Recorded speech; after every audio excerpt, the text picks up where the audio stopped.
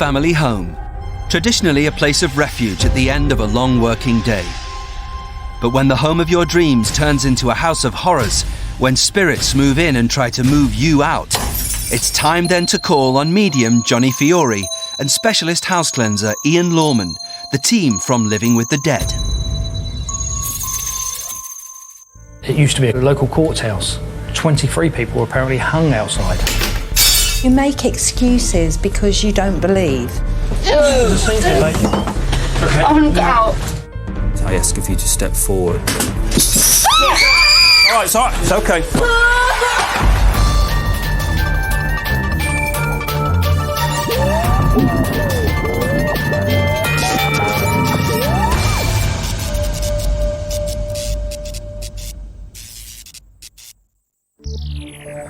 Burnham in Buckinghamshire. A typical quaint English village where life goes on today much as it ever has. It's every publican's dream to own a pub in the country. And 2 years ago, Mick and Julie Orme started to live that very dream. We moved in here 2 years ago because we liked it, we liked the area, it's nice and peaceful, and it was a bit of a shell when we moved in, but we knew that we could possibly do something with it. We moved in above the pub about a month later because it has 4 bedrooms up there. It's nice and big. Everything was comfortable. We'd had all our own furniture put in and new carpets, and then things started happening. And it was the very first night they moved in, they noticed that all was not what it seemed. Often we'd go to bed in the evening, and Julie likes the tables and chairs set in a particular way, making sure the chairs match for the following day. A few times a week, there's always noises during the night of the chairs being dragged. And I'd come down the next morning and 3 or 4, 5 or 6 chairs will all have been moved to different tables. Even a chair missing, and they will suddenly, unexplainably return 2 or 3 days later. That happened maybe 3 or 4 times every week. Chairs and tables that seemed to move themselves around, something which, when they checked with the previous owner, they found had happened to them too. And then there were the incidents that happened late in the evenings. In the office, directly under the flat, I often get a knock on the door behind me. If there was anyone there, I would be able to see them out the office window as they'd come or go from the office. Never anybody. These events were starting to make Mick and Julie feel uneasy, but then there were more frightening happenings in the kitchen as well.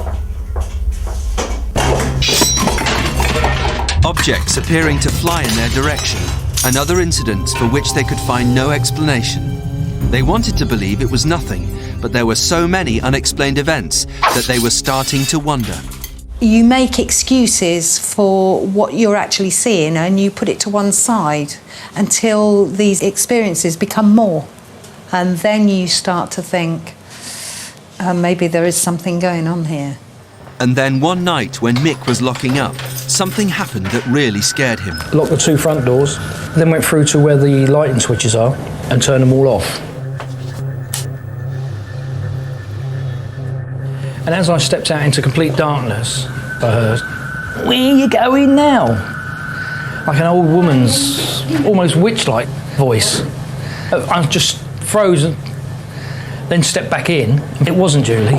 I knew that she was in the car, waiting for me outside. That terrified me. Events that were making Mick and Julie feel that someone or something was trying to drive them away. It was time to face the fact that all was not well in Burnham. Did you turn the lights off in the pub? Yeah, I definitely turned them off. I get a feeling that somebody's fighting for their life in here. Oh my God. Okay. I want to get out.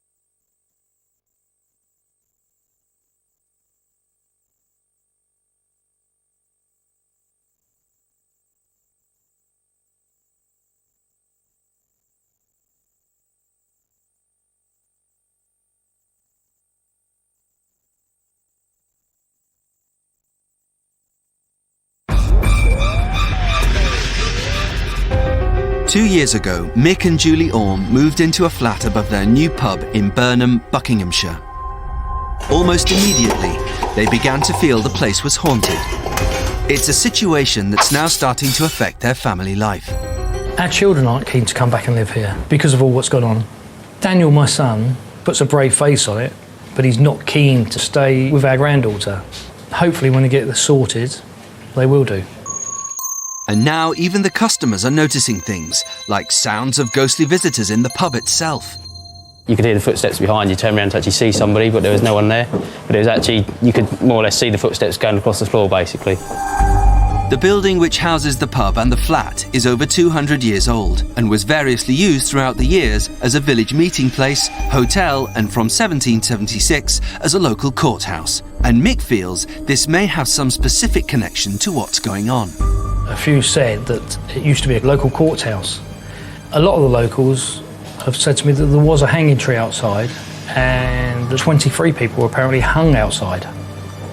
It doesn't make you sleep any better. And the local area is also one which has seen its fair share of ghostly activity. Burnham Beeches has always had stories about there being hauntings. People have been in Burnham Beeches, particularly at night, and have had sort of strange occurrences. I think probably the most well-known is a lady that sort of roams in the beaches, and she's supposed to be roaming looking for her lost love. Obviously, there was some upset, and she still roams around looking for him. Alongside Mick and Julie, bartender Lainey lives in the pub's other flat with her brother Mitch. She's also seen things going on. Well, they told me when I first started working here it was haunted, and it was like little things like the doorbell and me going in the kitchen there and there's no one in there. And then there was the incident of the man at the bar. One evening, Lainey was in the flat when she noticed on the security camera that someone had come into the pub and sat down. She was a bit surprised as she hadn't seen anyone come in and the pub was actually closed. So she went out to have a look. However, as she entered the bar, she could see there was no one actually there. Yet on the CCTV camera, it still showed there was a man sat down. A man on the screen who seemed to have no physical presence in the actual bar. To this day, she's got no explanation of how this happened, and no one has ever identified the mysterious man. And then one day, something happened which raised the stakes for everyone in a more serious way.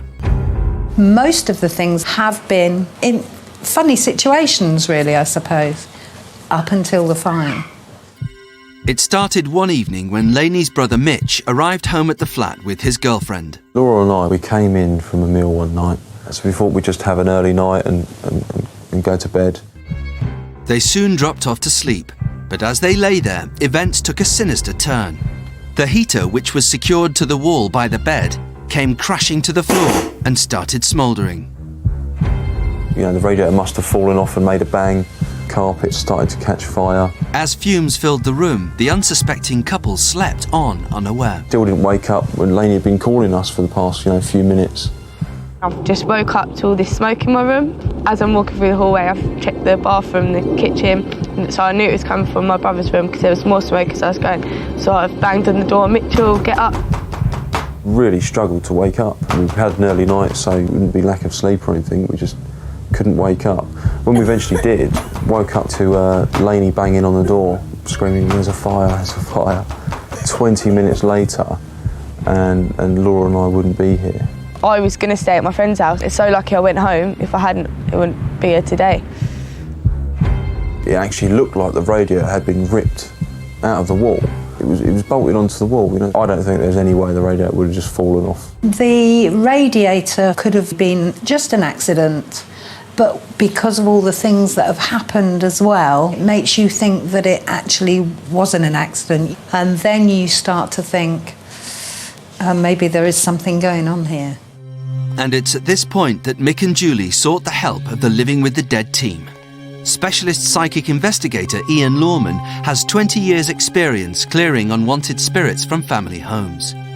Joined by paranormal investigator Mark Webb, the two firstly decided to spend the night at the flat to see what they can find for themselves.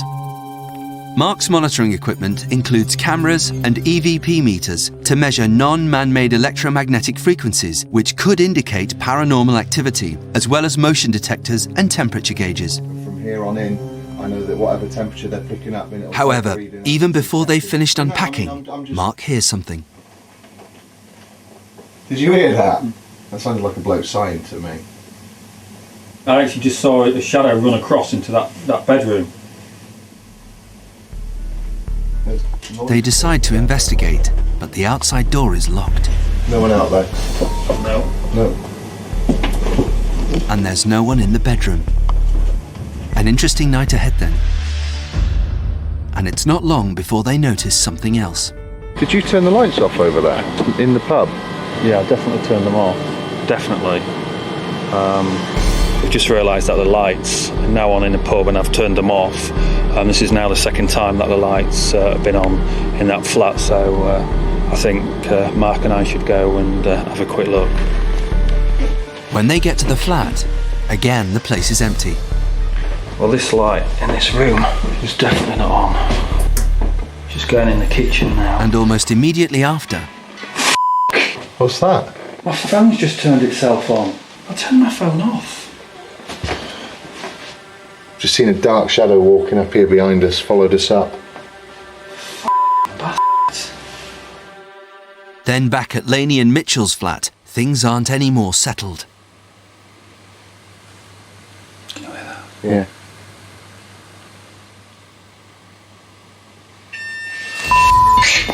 Something has tripped the motion detector in the hallway outside the bedroom. But once again, there's no one there. There's no one out here. There's no one out here. There's nothing broke the beam. And then 20 minutes later, as they keep vigil outside the doorway... It feels really cold. It does. And we've got some heaters on here. Really, really cold. A drop in temperature is often believed to herald the presence of spirits, but what happened next was still unsettling.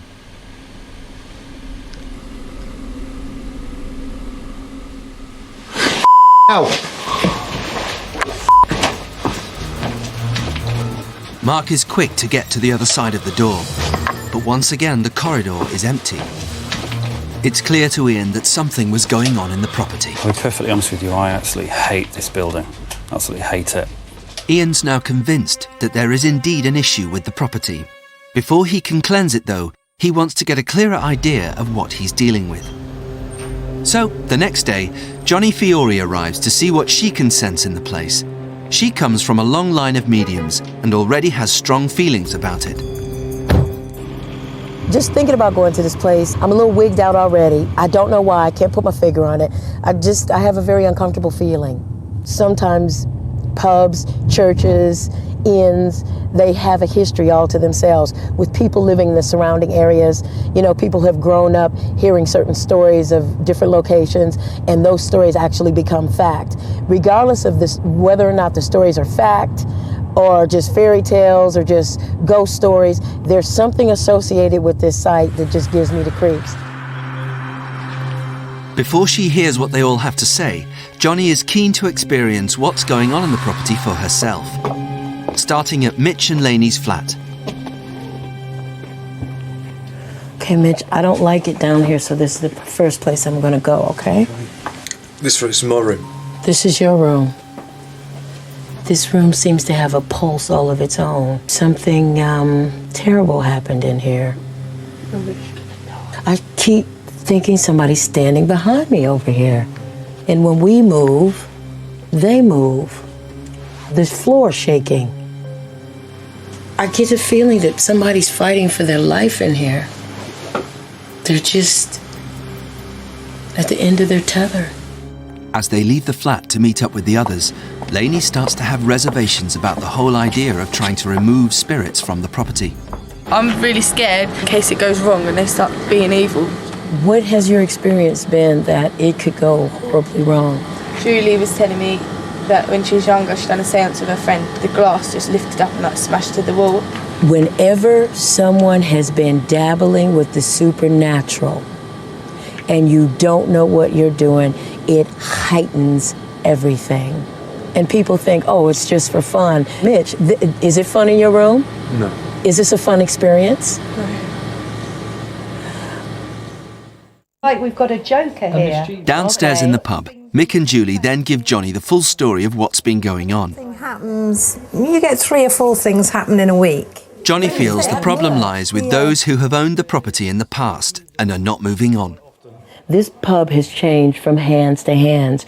So different people, different spirits that are attached to this property feel that they're the rightful owners of some things. Yeah. They don't like the way that you've arranged this room. They'll rearrange it the way it was. Everything is about the past. Johnny then goes with Mick and Julie to see their flat. Definitely something here. It goes up and down the hall, constantly moving back and forth.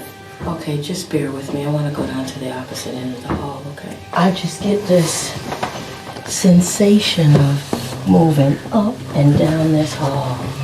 Restless. They've lost something. They're trying to retrieve something. They're looking for books. Books? They're looking for books. They want the books back. Which books are they? Girl, you gotta bring them books back. Okay, let's go. Ian, Mark, and now Johnny have all felt something in the property. The presence, perhaps, of previous inhabitants? Could they be resenting these new owners that have moved in? Spirits do seem to be able to feel emotion, and particularly in a property which at one stage was used as a courthouse. You would have then a lot of energy, a lot of spirits that weren't happy at all. In a sort of a legal sense. And if some of these entities still remain, they would be jealous of other people's happiness and indeed their freedom. So it isn't too surprising to find spirits that are jealous of people under those circumstances. Certainly there did seem to be an issue with some old property in the flat. Johnny had mentioned some books which she felt had been moved. They want the books back. Which books are they? This certainly struck a chord with Julie.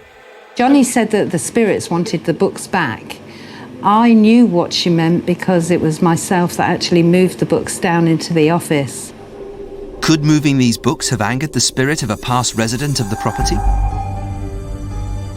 Once Johnny had gone, they were decided.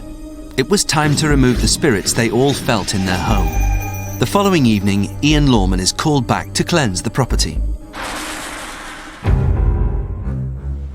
Joined by Mitch's girlfriend Laura, the first place he takes them is Mick and Julie's flat, the area where he had felt strong spirit activity during his sleepover. By walking around with them all, he hopes to draw the spirits close and pinpoint exactly what he's dealing with. I almost feel that the energy from downstairs is lifting into here. We're very masculine in this part of, or in this particular room. It almost feels what I would call a poltergeist activity where they would want anything electrical to go away. I would say that anything electrical in this room would not work, or if it did, it would only be for a short period of time. And this gentleman is draining anything that uses electric to enhance his energy levels. That sounds... There is a problem with electrics in this room.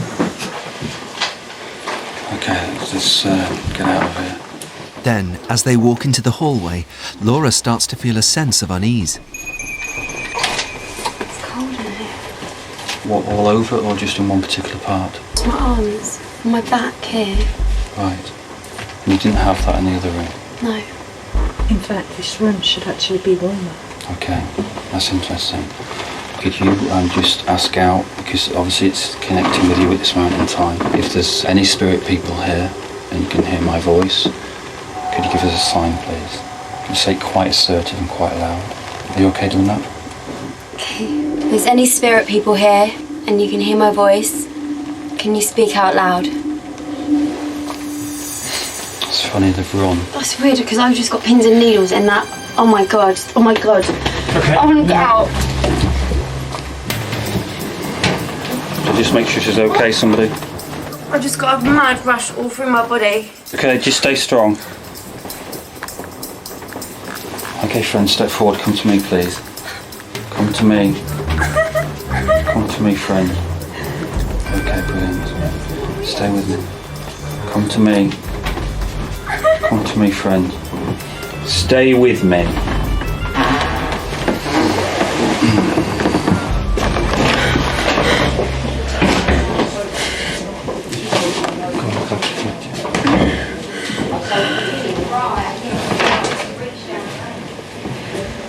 I just felt burning sensations all from my body, pins and needles and that. I touched your hand. I can feel burning there. I can still feel it now, like Yeah. I've got fuzzies. Just on the tips of my fingers when I touched. As Laura recovers, Ian senses what he feels is the opening where the spirits are entering the property and have just moved through. There's a doorway here. They just run straight through her.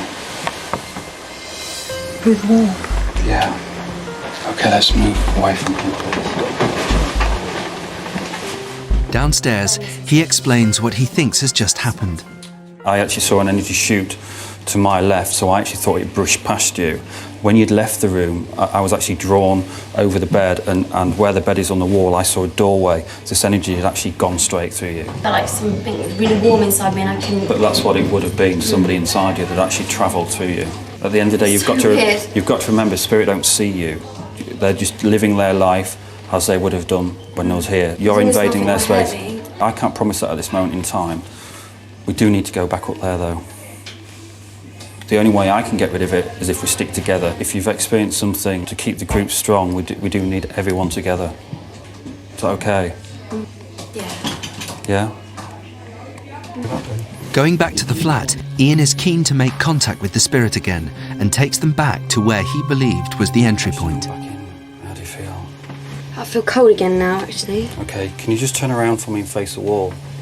I know there's a shadow there, obviously, from the bars and everything.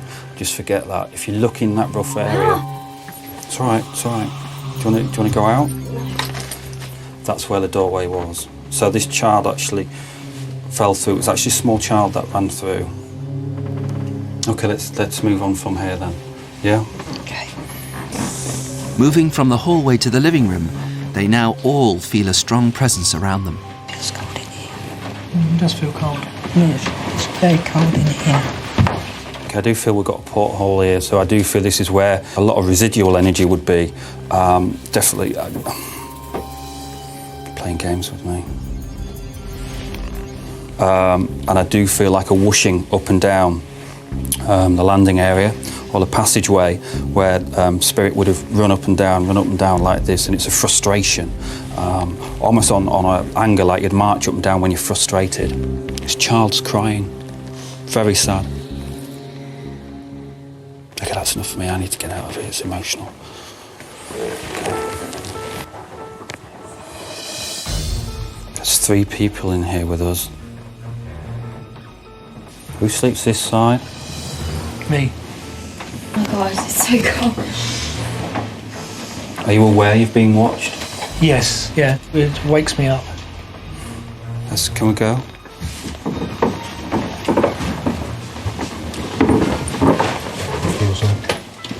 It's gone colder. In the kitchen, they notice Ian has picked up on something else.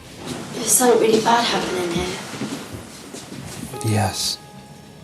I feel there was a fight, and they'd felt like there would have been a blow to the chest area, and then they would have been left to suffer.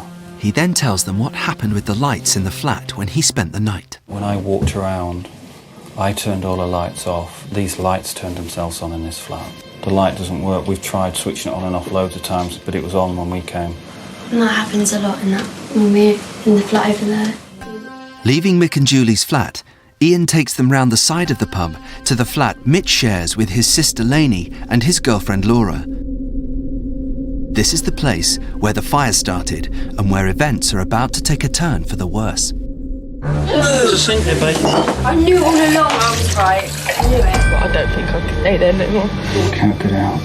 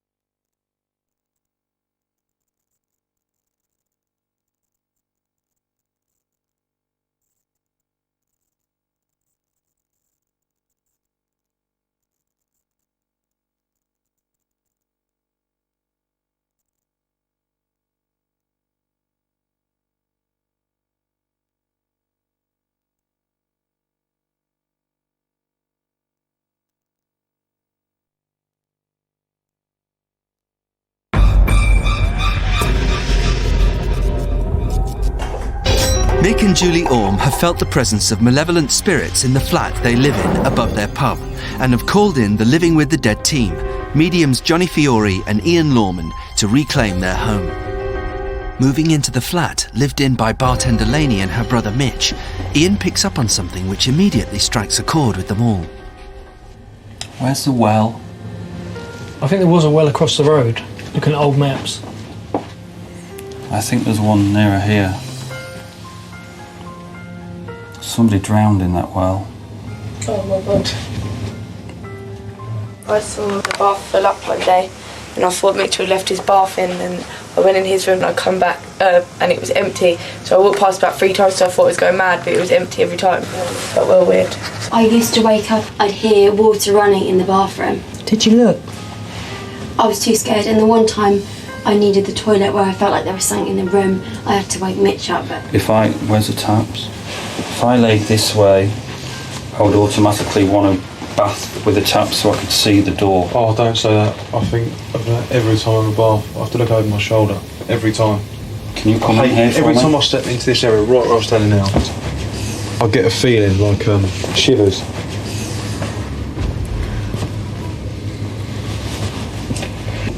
It's almost like something's watching me from that side. There's one negative soul, and I think the negative soul is the one across the road from the building, and it must have had connections here. I should feel as if I'm falling forward. It's almost like I'm on water. Okay, I want to go across. Have a minute. They now sense a strong feeling of spirit all around them, and as they make their way out of the bathroom, it strikes Julie. You okay? Ju? There's a sink there, babe. Oh, let me see. Stomach's turning. Embarrassing. I was right. I knew I was right. I knew all along I was right. I knew it. No warning at all. I just all of a sudden just felt like I was going to be sick. Every time I find it almost impossible, Mitch.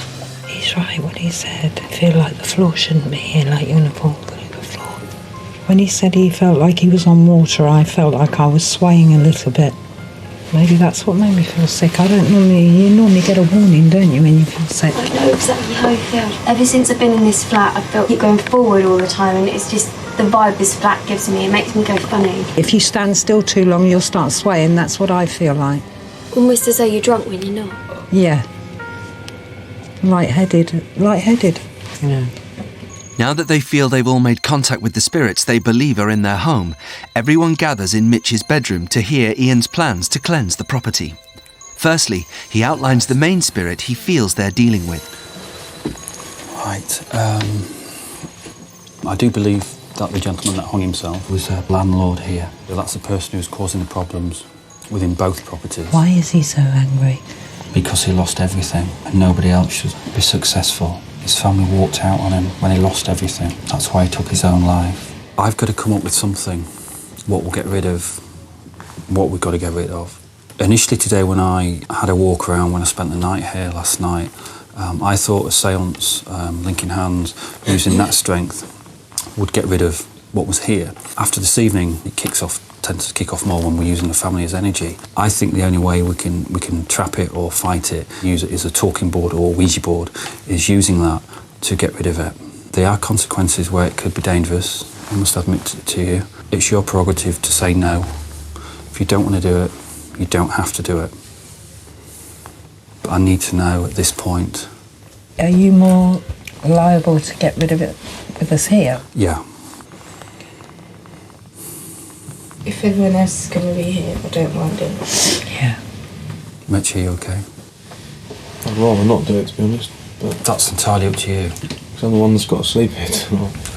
I want you to do it. But if you... Well, I'm okay to do it. I'm prepared to do it in the short term. I'll give it a go. Yeah. Yeah. All right. Sure. This is a Ouija board. You've used one before. Did you have problems with it? Yes, I did. Okay. Okay, if we all just put our hands on the table, please. It's going to fly in your face. Okay, if you all just close your eyes.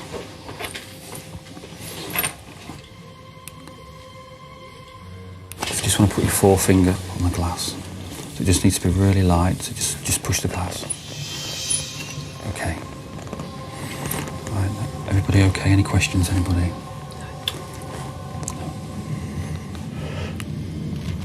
I'm inviting all the negative forces within these 4 walls, within these grounds. I am asking you, you okay? Just breathing. It's all right. At any point you want to go, you just leave, yeah?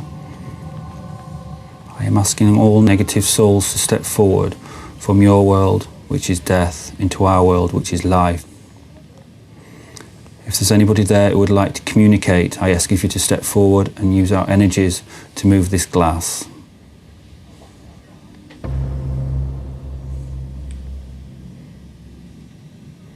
I think I can feel it moving slightly. Yeah, me too. Okay, keep coming forward, my friend. Someone pulling it? No. I can feel it moving away from me. From me. I think he's pulling away from me. Okay, keep coming close.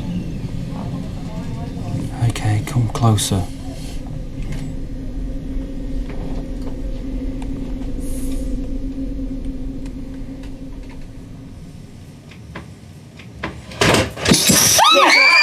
It's all right, it's okay. It's okay. Jesus. Exactly what happened the other day. Who did that? Exactly what happened It's the other okay, day. there's somebody here. Right, just get them out a minute. Okay, everyone just go. Just go 2 seconds. All right, just go.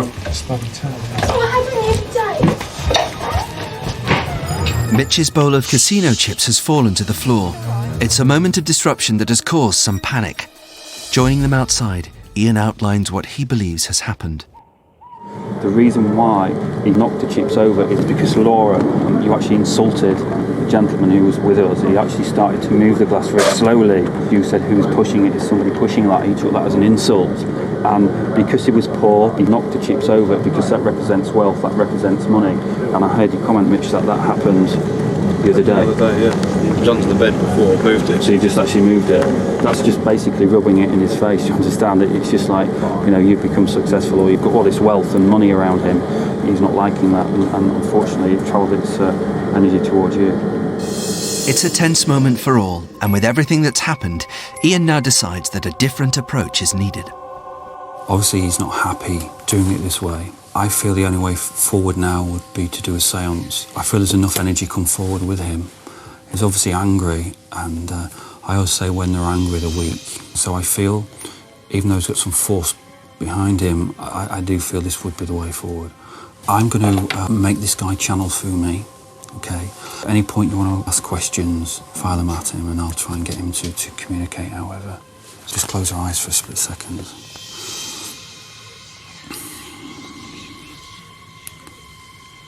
I ask for the spirit person to step forward who was in these 4 walls. I ask of you to direct your anger towards me and me only.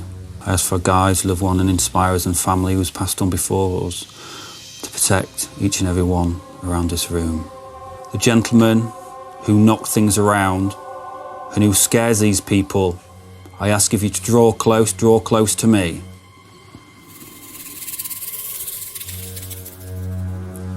Okay, thank you. Come forward. Can I ask who you are? He's saying that he owned this property. He was a landlord here. When was he a landlord here? He's saying 1904. Can I ask something?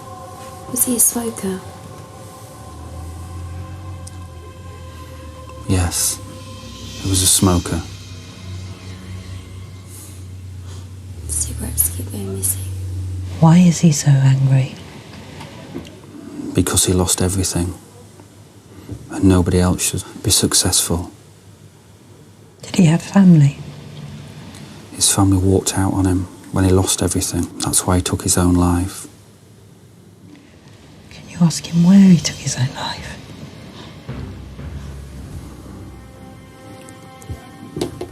In the cellars.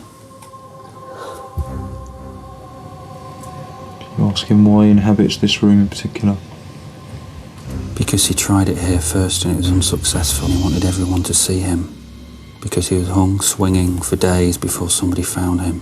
What disturbs you the most now about this particular room? He's saying you, bitch. Me? He doesn't like women. Do you feel more uneasy than Mitch in here? Have you been cruel to Mitch?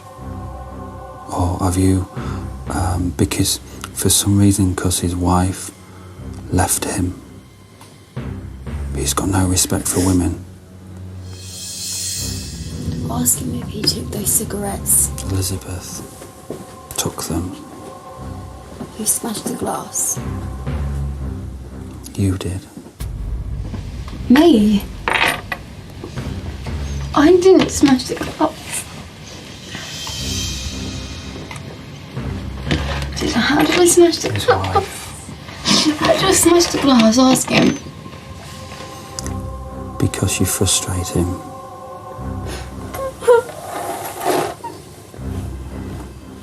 Ask him why. Ask him why. Do you shout Yeah. and scream? He says you should talk. If he doesn't like women, does he not like me as well? He's saying you're all bitches. Why doesn't he bother me? Why is he always in Mitchell's room? Why doesn't he try and scare me as much? Because Mitch is strong. He scares me the most because he knows I'm weak, doesn't he? He wants Mitch's body because Mitch is strong. He's trying to take Mitch. How do you mean trying to take Mitch? To weaken him? Yes. He's saying he wants Mitch. He said Mitch shouted at him. Did you shout at him, Mitch? Maybe. He says you can't scare him. Who does he think's I'm most scared? Julie. He wants you all to leave and leave him alone. Can he not leave? He says he's not f***ing leaving. He thinks I'm most scared. Yes.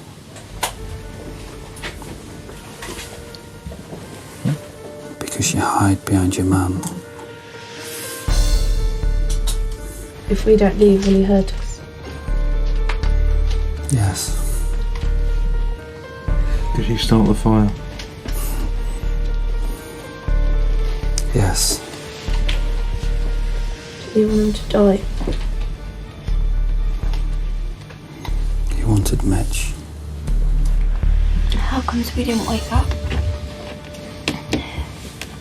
Me and Mitch. Because you shouldn't have woke up. He's mad at me for waking him up. You shouldn't have been there. You weren't going to be there. You was going to be out. You changed your plans. Yep. Saying you was next. Why don't you move? Ask him if he was the one that ran the bath that time, wasn't it? No. Was it one of his children who drowned in the bath? No. She's just here. Who ran the bath then? A little girl for me. For Mitch.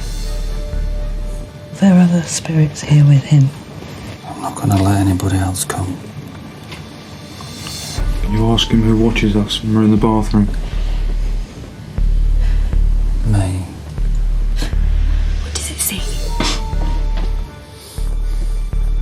I want to go. Why have you brought me here? I can't get out. Why am I here? Why are you here? You brought me here. He was here anyway. You trapped me now.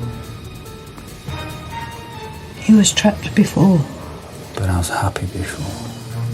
He wasn't. Can't get out.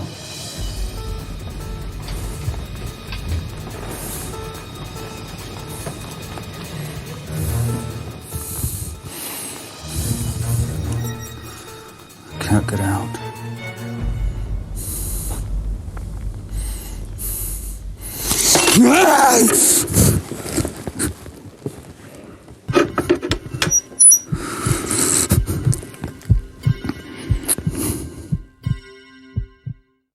The guy is actually now angry. Okay, go.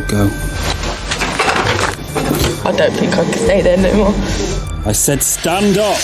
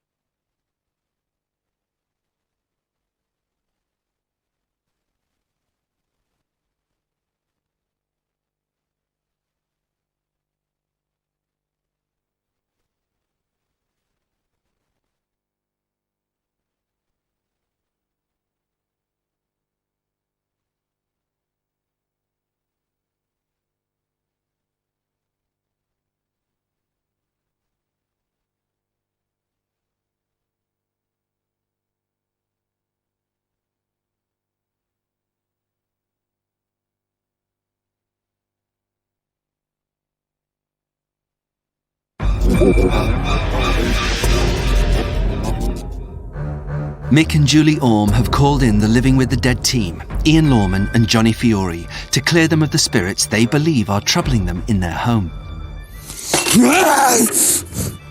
With the séance nearing its conclusion, Ian battles the demons he's feeling. Stay there. Stay there.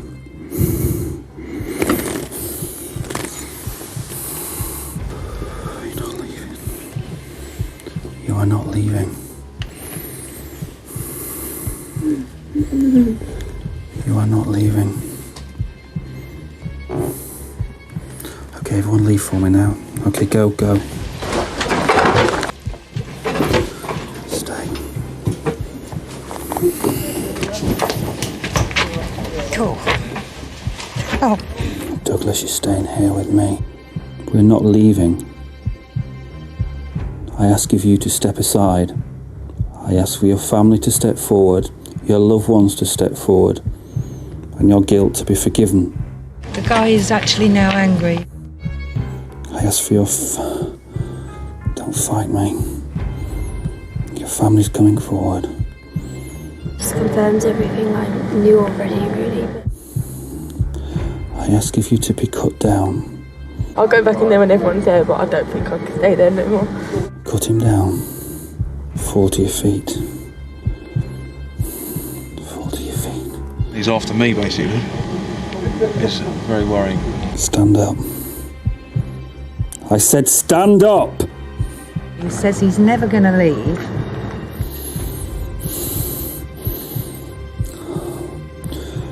I was hoping we'd achieve, actually... To rid him? Yeah, to rid of him.